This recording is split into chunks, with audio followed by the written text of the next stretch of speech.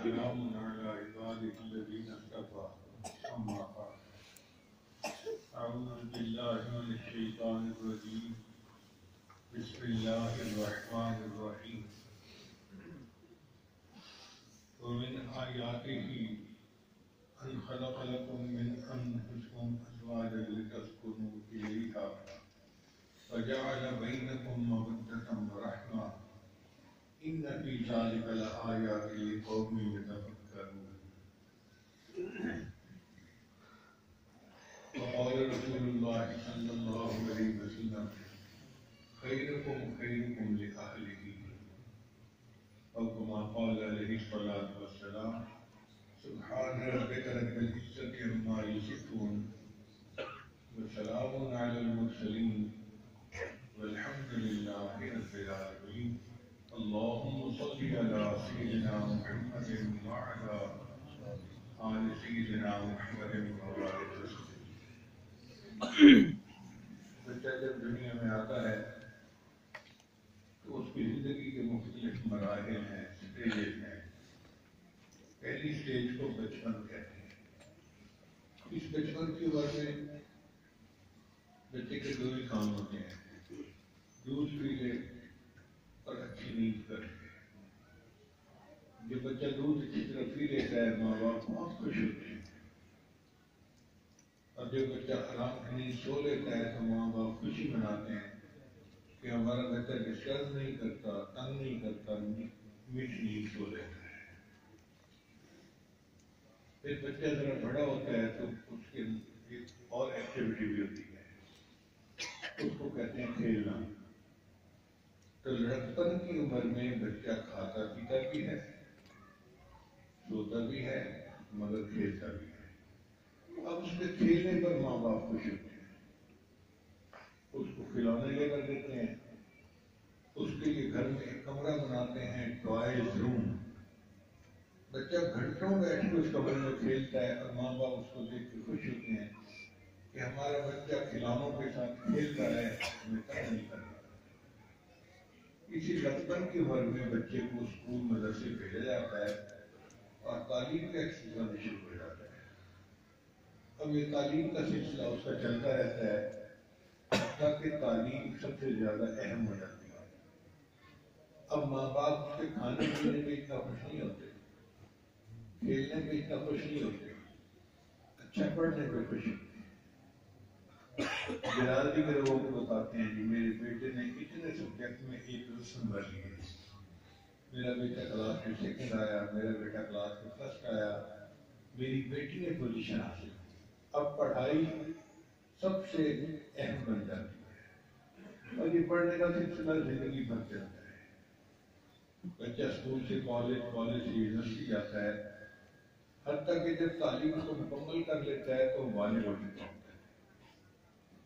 پھر اس کے بعد ماں باپ چاہتے ہیں کہ ہمارے بچے کو کوئی نوکری مل جائے. جو تو مال پیسے والے ہوتے ہیں وہ بچے کو کاروبار کر کے دیتے ہیں یا اپنے کاروبار میں بیٹے کو شریک کر لیتے ہیں. اور جن کے پاس مال نہیں ہوتا بچے کو کہیں نہ کوئی نوکری ڈھونڈو. چنانچہ بچے کو اچھی جاب مل جاتی ہے تو ماں باپ خوش ہوتے ہیں. تو ہمارے بیٹے کو سعودیہ میں جاب مل گئی، دبئی میں جاب مل گئی، ملٹی نیشنل کمپنی میں جاب مل گئی، اتنے بینیفٹ ہیں، اتنی بیسک پے ہے، اتنا یہ ہے، اتنا وہ ہے. اب جب وہ بچہ کمانے لگ جاتا ہے نا تو معاشرے کا ایک ذمہ دار فرد بن جاتا ہے. اس عمر میں اس بچے کو اپنی زندگی میں ایک کمی محسوس ہوتی ہے. وہ چاہتا ہے کہ کوئی ہو جسے میں اپنا کہوں، جس کے ساتھ میں زندگی کے غم اور خوشی کو شیئر کر سکوں. شریعت نے حکم دیا کہ اب اس بچے کا نکاح کر دیا جائے، اس کی شادی کر دی جائے.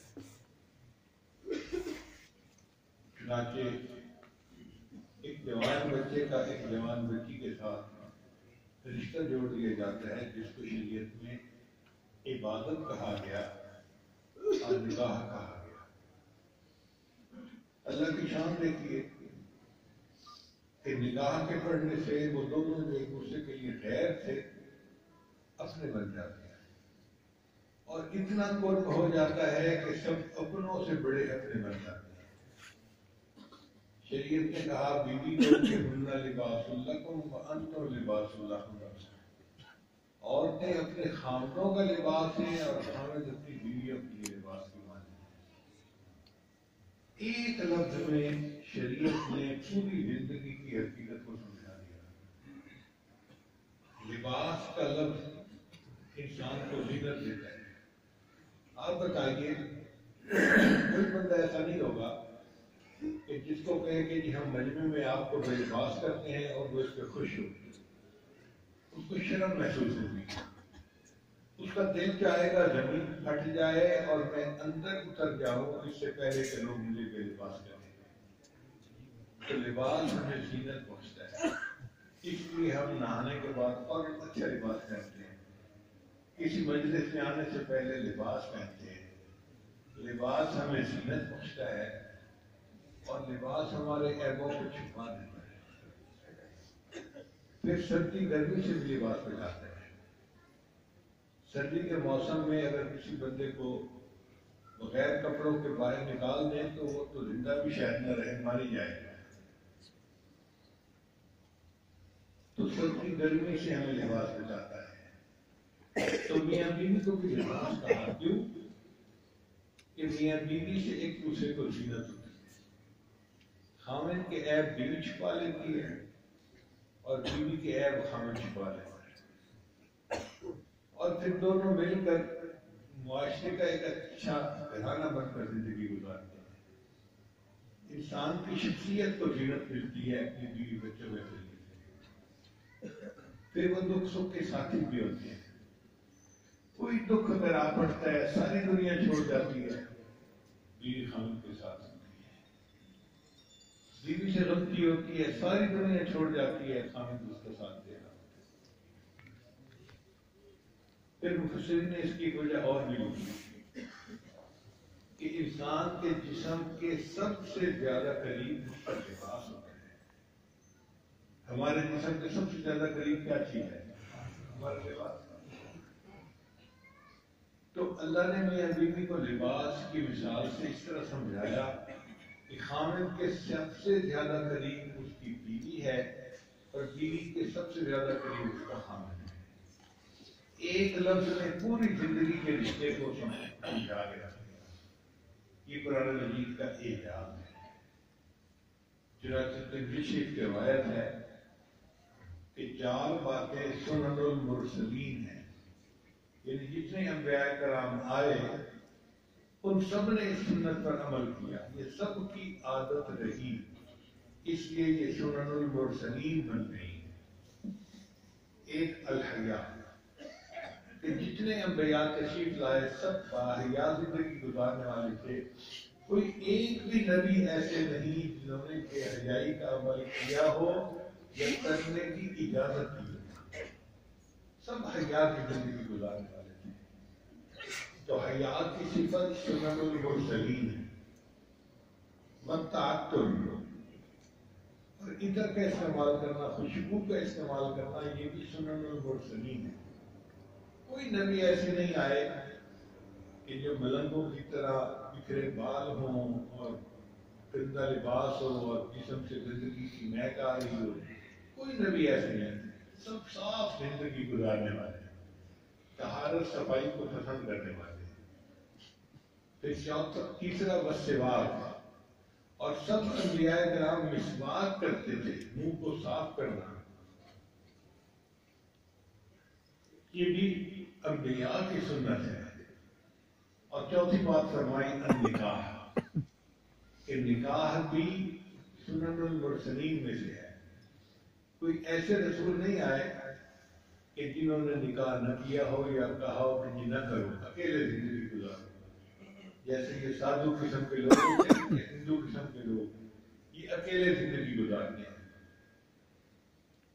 عیسائیوں میں بھی اسی طرح جو ان کے پادری ہوتے ہیں وہ اکیلے زندگی گزارتے ہیں، اور جو ان کی عورتیں ہوتی ہیں وہ بھی نن بن کے اکیلی زندگی گزارتی ہیں۔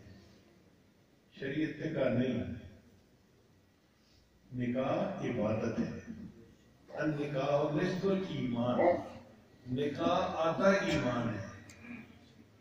شریعت نے آ کے کھول کے سمجھایا کہ لوگوں اللہ تعالیٰ کو جو راستہ جاتا ہے وہ ان جنگلوں اور غاروں سے ہو کر نہیں جاتا، ان گلی کوچوں بازاروں سے ہو کے جاتا ہے. تم گھر میں رہو، معاشرے کا اچھا فرد بن کے زندگی گزارو، حقوق العباد اور حقوق اللہ دونوں کو پورا کرو، تم اللہ کے مقرب بن جاؤ گے. تمہیں رحمانیت اختیار کرنے کی کوئی ضرورت نہیں. چنانچہ 4 باتیں سنن المرسلین میں سے ہیں. ایک حیا، دوسرا خوشبو کا استعمال، تیسرا مسواک کرنا اور چوتھا نکاح. بلکہ شریعت نے کہا کہ جو بندہ نکاح کرتا ہے اس کو ایک نماز ادا کرنے پر 21 نماز